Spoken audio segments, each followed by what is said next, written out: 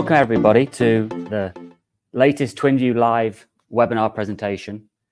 This one on the navigating the challenges, how to overcome common hurdles in digital twin adoption, with our guest speaker Rob Charlton, who will be joining us a little bit later. Before we started, I just want to talk about a few the future webinars that are coming in this series.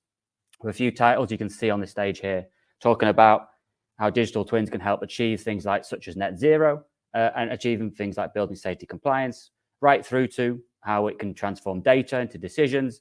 And ultimately, one that may be interesting to many people here today is how we measure the ROI of digital twin technology. Before I hand over to Rob and we get started, a little bit of housekeeping for everybody. We are planning to keep this to a maximum of 1 hour. We will have time at the end for Q&As, but if anybody has anything they want to ask, please feel free to use the chat throughout. I'll take a note of those. And we'll bring Rob back at the end to answer any of these questions that you may or may not have. The whole session is being recorded. It will be provided to you after. So if there's anything you want to, please take notes. But if not, feel free to re-watch the recording later on in the day.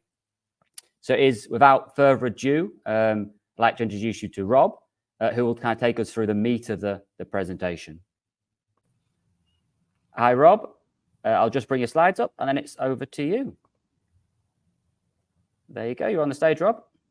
Okay. Thanks, Neil. And hello, good morning, good afternoon, good evening, wherever you're listening to this around the world. Lovely to be here. I was given the challenge by Neil to respond to navigating the challenges, overcoming the common hurdles in digital twin adoption. And I genuinely say I've enjoyed pulling this together. Good to reflect on certainly what we've learned as a company as Twinview, and what I've learned through that period. So I will be fairly honest and give an overview of what we learned. It's not intended to be a sales pitch, this at all. This is just certainly my personal view on what we've been sort of addressing over the last few years. So I'm Rob Charlton, Chief Exec of Space Group, and I'll give you a little bit of background to what Space Group's all about. I've worked at Space Group now for in excess of 20 years, which is, yeah, wow. So respect's horrendous to say. And what I will say is it has definitely flown over. I'm an architect by profession, and I've put a drawing board up there because that's where I started my journey. And I do increasingly find that those that are a bit younger joining the industry don't even know what a drawing board is, which makes me feel incredibly old, but also it does demonstrate the pace of development and transformation of our industry, which is really good to see. So I said I'd give you a little bit of background to Space Group, and it is relevant, particularly when we're talking about transformation and moving towards digital twins, of how we've ended up where we are. Space Architects sort of began back in 1957, so we're a long established business, but a business that's been passionate about innovation and digital transformation. Certainly from the late 90s, we got heavily involved in parametric software. And I'll talk a little bit more about that transformation a little bit later.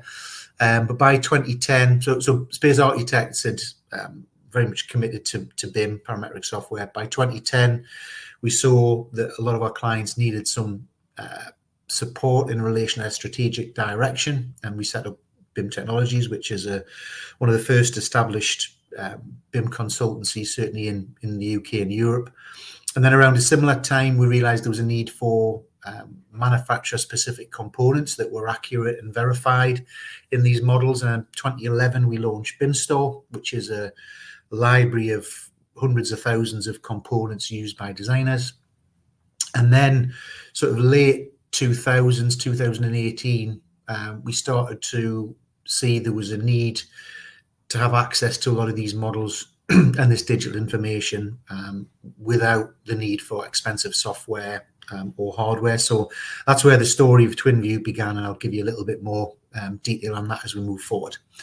So that's Space Group, and you can see we're sort of as much as sort of general transformation of the industry is very much a transformation for us as a business into digital, and we've seen that as an opportunity to address challenges that the industry faces.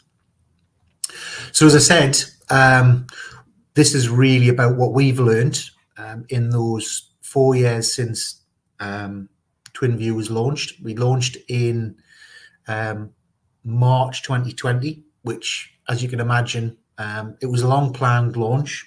So we'd started thinking about digital twins or a viewer back in 2016. 2018 we started the development, and we went live March 2020. And obviously there was a few other things going on in the world in March 2020, and that was the same month that the UK went into lockdown. So we had 2 years of a bit of disruption, and in some respects it worked in our favour, in that people being more familiar with things like Zoom and Teams, it allowed us to talk to people all over the world. So this is very much talking about what's happened in those 4 years, how we've seen things, and obviously one of the big parts of that is around the challenges and the challenge of adoption, which I'll talk a little bit more about. So the particular areas, the 4 areas I'm going to talk about is general challenges of technology adoption and how industries do go through that adoption. Then a little bit more specific around the market growth and how the adoption has moved forward in the digital twin market. Some emerging trends that we've seen over the last 4 years, and probably more recently in the last 12 months, some challenges and solutions, and then maybe a little bit of a look to what the future holds for us in this area. So it's that question that every presentation starts with, is what is a digital twin? And I've put this in because we have a view in what we've learned. Actually, the definition of a digital twin we think is largely irrelevant. There is a lot of discussion and debate by many people on how you define a digital twin, and many people say it's a digital representation of the physical. We're more interested, and certainly the people that we talk to are more interested in what this software can do for them. So we see Twinview as a digital tool that reduces energy costs and carbon emissions, and helps optimize building operations and enhances user experience. So that's what we think Twinview is. And to be honest, we could drop the whole term digital twin.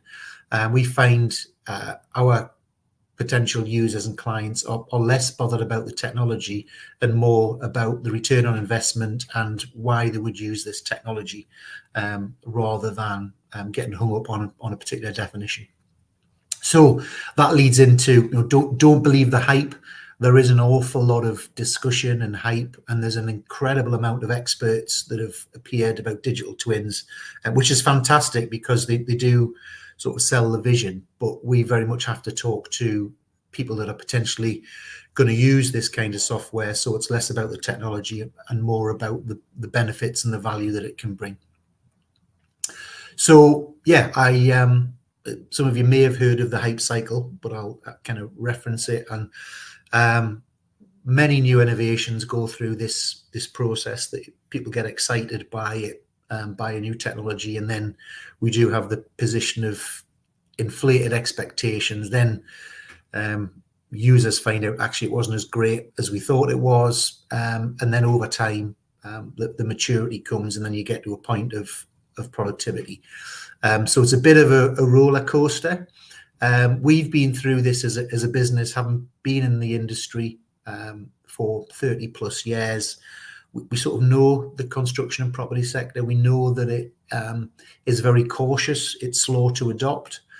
Fortunately, over the last 10 to 15 years, we've seen far more openness to technology, but it's still a very conservative sector. So we do sometimes kind of go through these peaks and troughs of innovation. Because we have been through this many times with things like BIM Store, with BIM, the way we see this is very much a steady growth, step by step. We see the adoption of digital twins as such will take many years, and that's been our strategy to to move at the pace that the industry is ready to move. And I know there are many organizations out there which are investing in that peak of inflated expectations. And unfortunately, that just ends up with potentially with disappointment or frustration. So we are very much taking the long-term game with Twinview on the basis that understanding the industry and the people within it. So now just to talk, I thought I'd talk a little bit about how all industries adopt technology, because it's very much been part of how we feel digital twins and Twinview will progress across the industry, and understanding that helps with that adoption, but also helps us understand the challenges and the people involved in that communication. So from a technology point of view, many of you, again, will have seen this, and we see this very much as the heart of how we are moving forward and how digital twins can move forward. So we start with innovators, who are essential. These are people that really want to use new technologies, just love it, and want to use new software and try new things, so anything new and shiny. Early adopters are massively important to any adoption, because these are the people that are influencers and who can take on board new technologies, new approaches, and can influence others in relation to the value of these new software platforms. Then you move into the early majority, and the people in the early majority really need to have the value proved to them. They need to see case studies. They need to see where the software or the new technologies has succeeded, and they need facts and figures. Late majority really, need to have seen people that have been using this for a long time, and have got lots of data. And then you move into the laggards, who are really difficult to convince, and actually would rather not get involved in any new technology, and are the last people to adopt this kind of technology. We see, interestingly, obviously the innovators and early adopters are really important to everything that we've done over the years, and moving towards the early majority. But the late majority and laggards, we also see have value, because they can really, really challenge you on the value.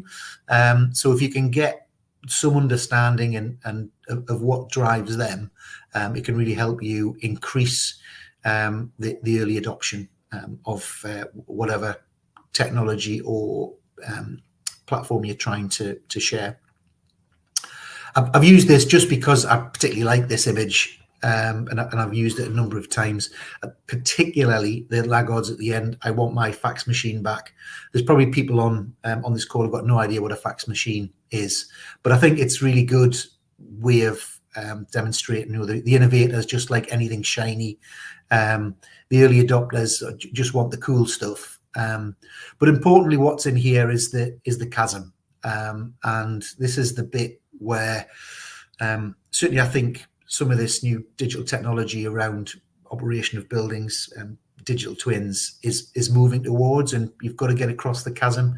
And the big thing that drives the chasm is being able to demonstrate the value. So if you're going to get from the early adopters to the early majority, where it's where the industry is using it considerably, you've got to be able to demonstrate the value. And digital twins are going through that process now, very much at an early stage. So I thought I would just drop back and talk about BIM adoption, and some people will have been through this process. Certainly at Space Architects and Space Group, we've been going through this journey for 25 years. We started, as I said before, we started looking at parametric software in the late 90s. In 2000, and the main reason for moving towards parametric software was just a lack of resource in the marketplace and increasing workload through a new Labour government that was investing a lot in infrastructure in the UK. So around 2001, 2002, we bought our first copy of Revit, and that's when our journey started. And then 2002, I think Autodesk bought Revit, and they started investing in its development and particularly its marketing. But But it took us till 2005 before we delivered our first building using Revit. So that was a 5-year journey. And because the software wasn't necessarily mature enough to deliver a product, a platform. And at that point there, we could demonstrate return on investment. And then by around 2008, 2009, we'd converted the whole practice across to using 3D software. Everyone was using it. And the real tipping point, I think, for BIM, certainly in the UK, was around the government mandate in 2011. And that allowed the early majority to get involved. Late majority, sort of 16 to 18.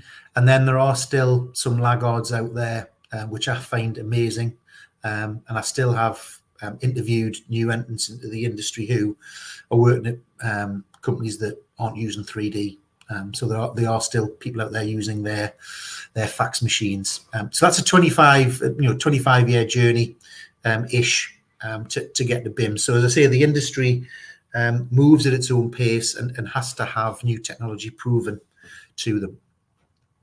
So this is my prediction on digital twins of where I think we potentially will be. There's no particular science to this. This is just sort of where we've sort of found in the pace of change. So we started our journey in 2020. We were pretty lonely. There wasn't many of us out there talking about digital twins at the time. We are moving into early adopters, and certainly from Twinview's point of view, we've got some really good examples of live projects which are demonstrating some value. We don't see that getting into the early majority for another 4 or 5 years. We're taking that kind of pace to have some really good established projects, and then moving that through for another 4 to 6 years to the late majority, and the laggards could be somewhere 2035 up to 2040. So we're talking a 20-year project for when the whole digital twin in relation to IoT and access to data is potentially a 20-year journey. I may be wrong. It might be quicker. I know technology moves faster, but that's the sort of pace that we're developing our platforms towards. And then, as I said, this is probably where we are now with digital twins in the UK. We're sort of in the middle of early adopters. And then I picked a few names out here of the people that we're working with from 2020 who are our early adopters, our innovators, right the way through to where we are now. So companies like GPE and Keo in the Middle East really bought into this early WT partnership in New Zealand, could see the potential benefit, but took a real leap of faith. And then now we've got some early adopters who have got some live projects. So interestingly, NHS in there, probably people wouldn't expect NHS to be in there. Scottish Prison Service, so a lot of public sector organisations that are trialling this kind of technology and can see the long-term benefits. And then below that that list is a whole load of tier 1 contractors who are exploring the value that this kind of technology can bring to them.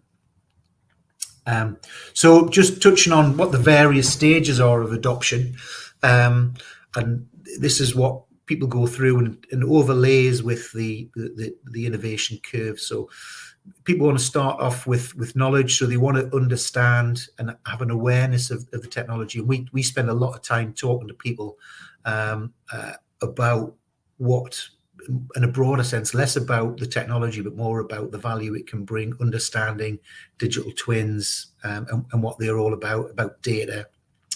You then move on to persuasion, and you move into people that have a real interest and then are starting to look at how this technology might help them, and they then start to think about their organisation and how they could implement it in what they do day to day.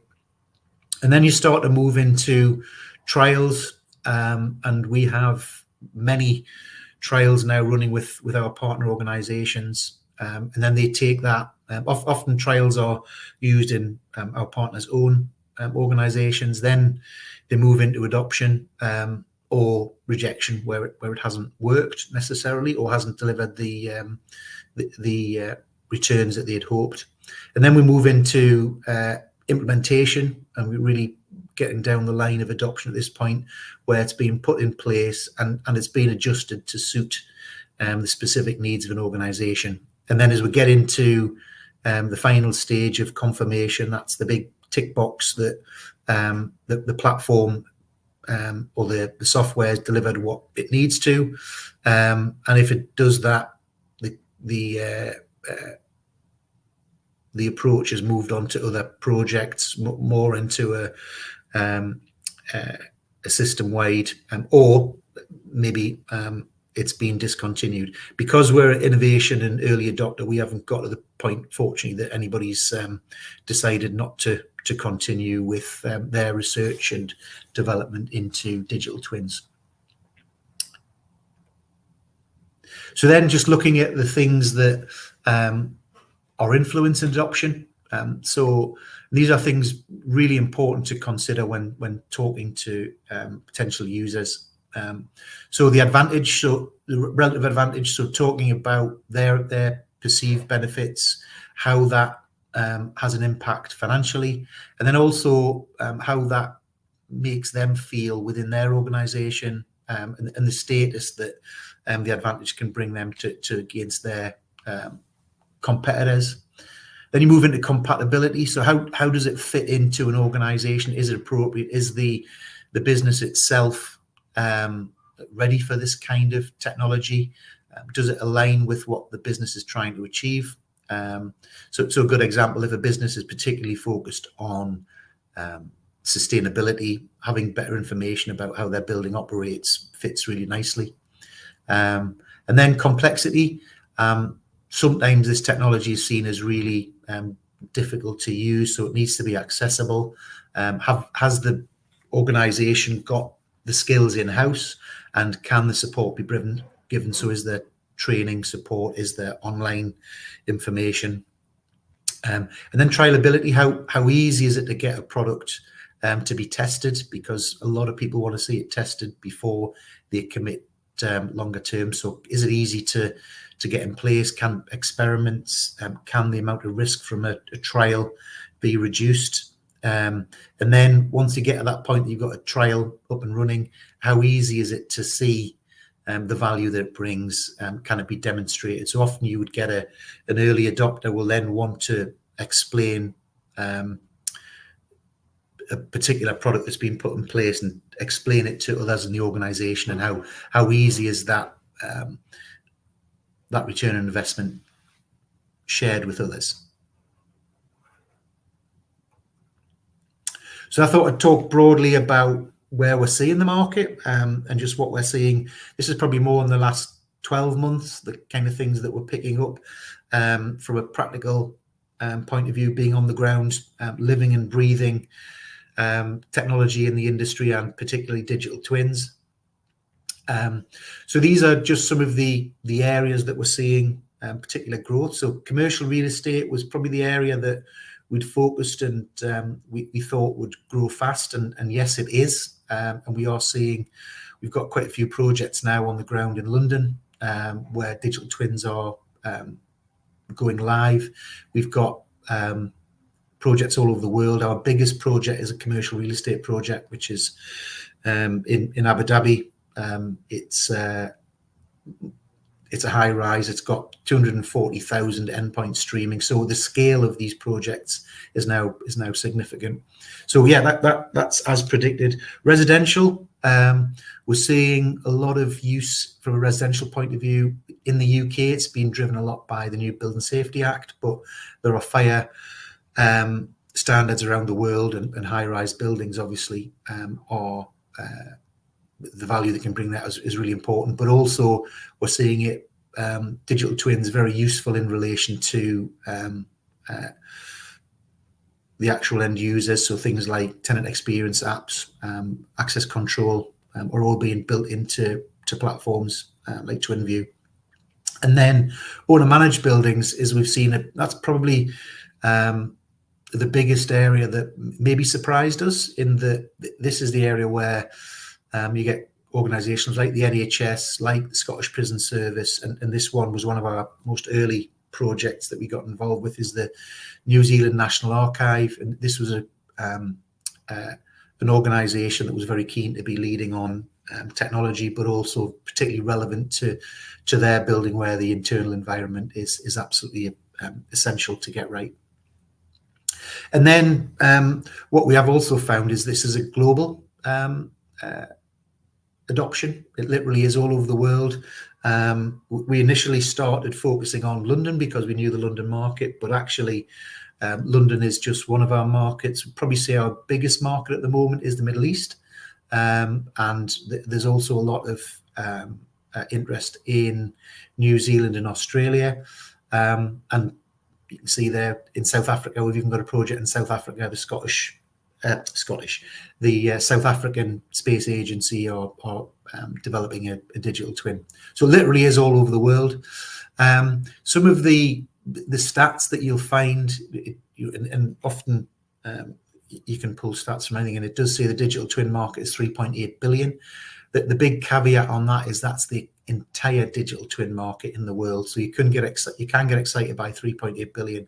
I think only a very small amount of that is in relation to the property sector. So it's very new to the property sector, whereas most other sectors, digital twins in all sorts of areas. So for example, a digital twin could be in a data warehouse, or it could be a manufacturing facility. So that's the 3.8 billion. A small amount of that is in property and construction, but an increasing amount. And then the RICS did some research where 30% of the people they spoke to were planning adoption of a digital twin. I think, certainly from my experience, again, that's probably optimistic. But there's a lot of people talking and listening, and having been at conferences, that we talk to a lot of people who want to understand more about it, which is great to see.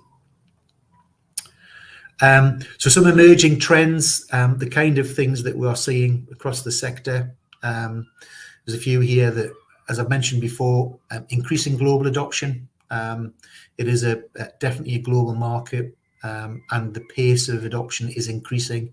Scale of buildings is increasing. An interesting one over the last couple of years is leaseholder requirements. We've seen quite a few commercial buildings where tenants haven't been able to move forward with a building, or in an existing building, and can't extend the lease because their head office has a set of requirements about energy performance and sustainability. So, for example, Deloitte, I know, have particular levels of standards. NatWest Bank, for example, is another one. So it's important that developers and building owners understand how their buildings perform, so they can attract the maximum market of interest to their building. This is an area that connected information that we see where the easiest demonstrative value is at a simple first step. What you realize is how disconnected information is in our industry and for buildings. So you might have an asset management platform in the organization, but the building management system might not be connected. There might be 3D models not used. Condition surveys are being done remotely. And when you start realizing how many different things are going on in a large estate, so again, NHS is a great example. There's a team addressing fire, there's another team addressing condition, there's a team making sure all the drawings are up to date, but it's incredibly disconnected.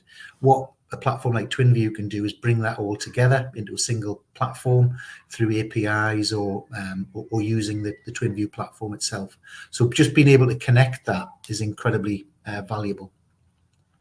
And then the other thing we've come across is that the reality of people making a huge jump into having the full all singing, all dancing digital twin is rare. We have had clients that have done it on enormous buildings, but it's a massive leap of faith. And what we've found more common is that companies are taking small steps first and building their digital twin over a period of time and realizing the potential they can over the years ahead. And then the other, I'm not sure this is a surprise, but something we've realized is that sometimes 3D models can scare people. They might all turn them off, that actually we haven't got a model, so this is not for us. Twinview, as it happens, it can do everything that it does in a 3D model in a 2D environment as well. And it just helps people feel less intimidated. So having 2D information on there, even 2D models, so 2D drawings, which are digital and documents, is a far easier entry level for people and for people to understand. So obviously the next bit is to run through what the challenges are and what we've come up to find out what over the last few years, the major challenges and how to overcome them. And I've again broken them down into 4 areas. So there's technology challenges, organisation, about people and the company wide, obviously financial, which you'd expect, and then some regulatory challenges as well. So I'll touch on each 4 areas, and I'll also come on, I'll give some areas that we've learned which can help address those challenges as you move forward. So starting with the technology challenges. So scalability and performance. People with huge buildings can often say, look, can this technology cope with the size of my building or the endpoints, and can it deliver the performance? Our experience is that we've never had a problem. There hasn't been a certainly 3D model or even a number of data streams that we've had a problem with, and that's all down to cloud computing. We use AWS, and it is infinitely scalable. If we've had a project which has hundreds of thousands of endpoints, all you do is just turn up the amount of processing to increase it with the scale. So it's not a problem. It's not something that is an issue anymore. Maybe 5 years ago it would have been, but now cold storage data is really cheap, and processing computers is not expensive either. So we can store information for incredible amounts of time. So perceived complexity. Often people think that if you use the term digital twin, it's complex. The reality is we approach Twinview as a platform, and actually digital twins can be very simple. I'm used as a test within our organisation. If Rob can use it, everyone can use it. Bearing in mind I came from a drawing board background, so making these things simple, accessible, and if you think of why building management systems aren't used, is because they're really complex. And what we're trying to do with digital twins is make them accessible, make that data accessible to everyone. Cybersecurity. There is obviously a lot of businesses are concerned about this, and quite rightly. You're putting a lot of your data in a cloud, and it does concern people. Obviously, there are processes you can use. So Cyber Essentials Plus is something we use. There's various ISO standards. We typically use penetration testing on large projects, and obviously we often get asked questions about, in fact, just about on every project we get asked about our security. The beauty of using platforms like AWS or Google is that they've got some amazing security built in. So again, because of technology, that's a fairly simple issue to get over. We have some people in the Middle East only want their servers in their country, and again, very easy to do. So all pretty simple and straightforward challenges. Operational challenges is next. I would say out of all of the challenges, the technology challenges haven't been difficult to overcome. I'm sure our development team might have a different view of that, but it seems relatively straightforward for me. Not straightforward, but maybe it's because we've got such a good development team. But I think the people is probably one of the biggest challenges, how you change hearts and minds, and very much around skills.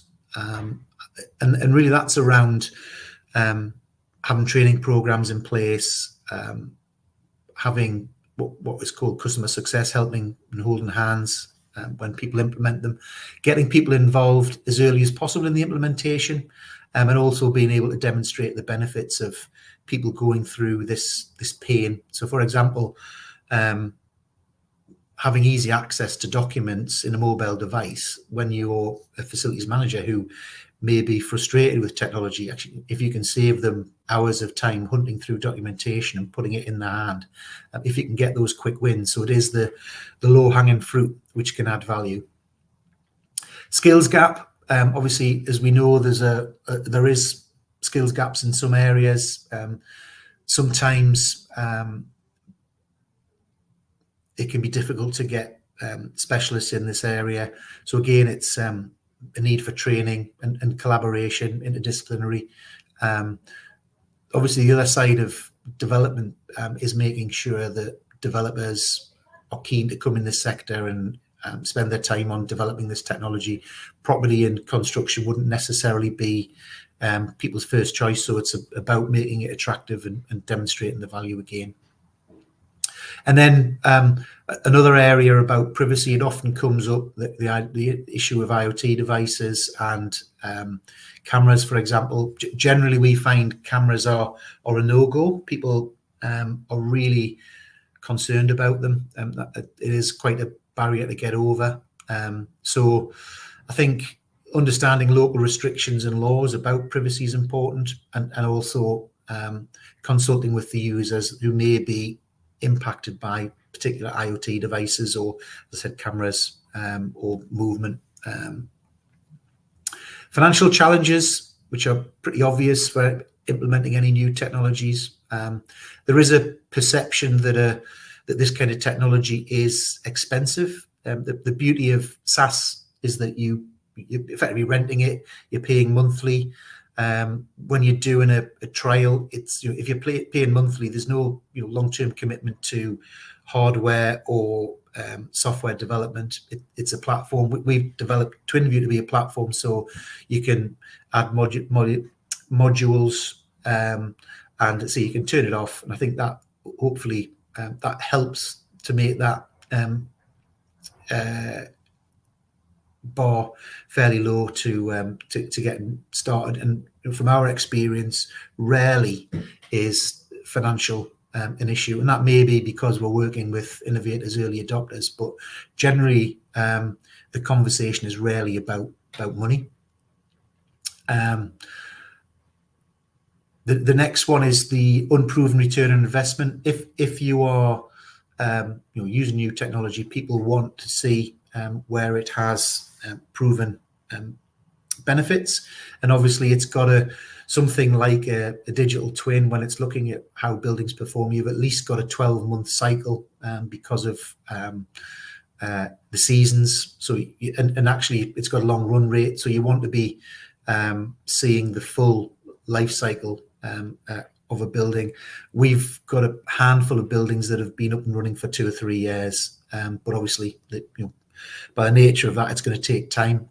So the answer is make sure that there are robust business cases with key metrics and what success is for a particular organization, and then sharing those success stories, getting people that have got operational buildings to share their stories with others, and obviously case studies of where a digital twin or this technology has added value.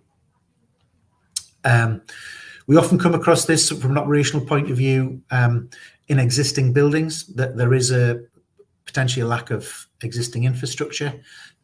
What we do find, though, surprisingly, a lot of buildings have existing sensors without the building owner knowing, or the BMS system has a lot more information in there that they were aware of. So sometimes the starting point is just seeing what's there. If there is nothing, some of the sensors that are accessible today are amazing. They can all be connected through Wi-Fi. So retrofitting sensors isn't as difficult as maybe some people would have anticipated. Regulatory challenges, finally. There is a lack of standardization in these areas. I know there's been a lot of work done academically about this. And this is around making sure that there's an investment made into looking at various standards and getting involved with government standards, what the academic institutions are doing all around the world. But I have to say, from our point of view, this has never been an issue. We've found that we can connect into just about any system with that has an API, and we can bring the data together. I think with new technologies and artificial intelligence, it's becoming less of an issue. So it's not something that we've had a problem with, but who knows what the future might bring with that. But it hasn't been a particular driver for us. There are obviously compliance and legal issues around anything to do with data. I think it's certainly the UK with GDPR has very high standards around this about compliance. So it's just making sure that you are fully aware of whose data you're using, who owns it, where you're storing it, and again, using one of the major cloud platforms such as AWS and Google, they can really help you with that kind of challenge. So that's the challenges, and then just to wrap up, our thoughts on the next 3 years, what may be coming down the line. So certainly statutory requirements increasing. So a good example is the Building Safety Act in the UK, where new standards are out about being sure around the construction of a building, making sure there's a golden thread. We'll see that continue to grow. In Australia, standards like neighbours and giving real-time access to the performance of a building. So there's increasing standards, particularly around building performance. So we'll see the need for digital information. One of the main ones is being able to demonstrate the return on investment as buildings become more mature and we have more data. There will be an opportunity to demonstrate the value this kind of investment can make from all aspects, whether it be from a energy performance, carbon reduction, improving customer experience, tenant experience, and just making buildings more efficient and optimize their performance. We'll see the workforce getting younger, so entry level. Some of the old timers like me might be sailing off to the sunset with their rotoring pens and their drawing boards, and certainly the people coming into the workforce will expect this kind of technology, and they will expect access to information through mobile devices, because that's where they get all their information from. And what talk would not be complete without discussion artificial intelligence. And if we are gathering all this data, which certainly from our point of view, we're increasingly building our databases about building performance, and we're looking at how we can use artificial intelligence. So we've got a whole number of projects, and we've got a roadmap around AI. Even at the simplest level, using things like ChatGPT, we're already seeing some amazing outcomes around understanding our buildings, even at a base level. So I see that moving particularly quickly in the years ahead, and actually the pace of change with AI probably the months ahead. So that's our story, our journey. This is what we've learned over 4 years. This is what we see going forward. It is a long journey. There's lots of learning. We continually are adjusting, assessing, and reviewing what the industry needs and what the technology can provide.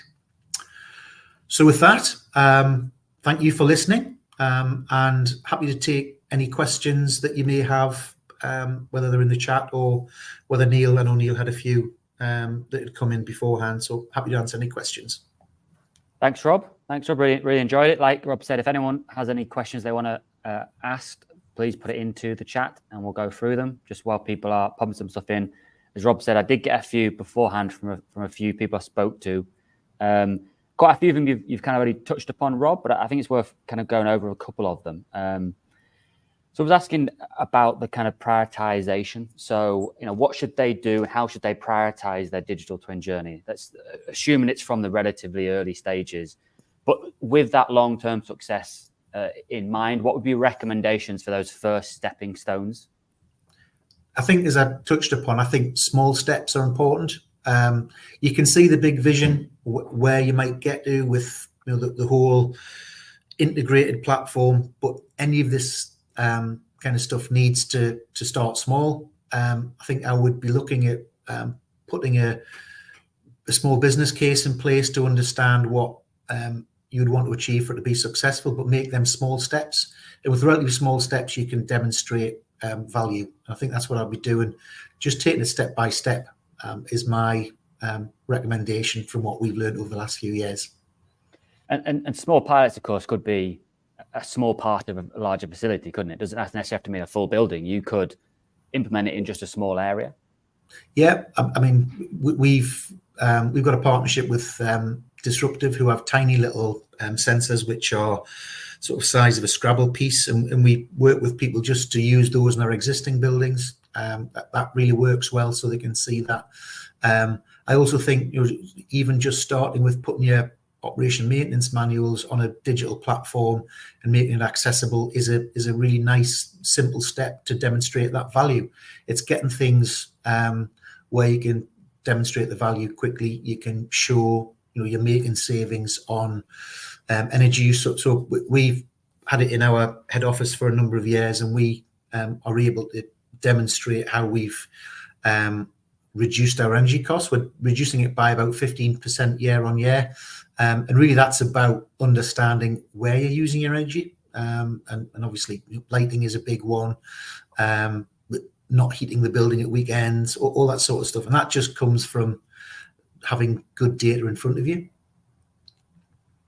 Perfect. And another question, again, he did touch upon it a little bit in the deck, is kind of on ROI. So, you know, how do you measure the ROI? But I think more importantly, you mentioned about metrics and understanding what good looks like. Do you have a view on typically what are the right type of metrics for people to try and measure the return on investment of digital twins? I think the easiest one is around saving time to measure. So if you want to win hearts and minds, just making someone's life easier in relation to access information. Obviously, the main ROI is going to be financial. So that's generally around energy.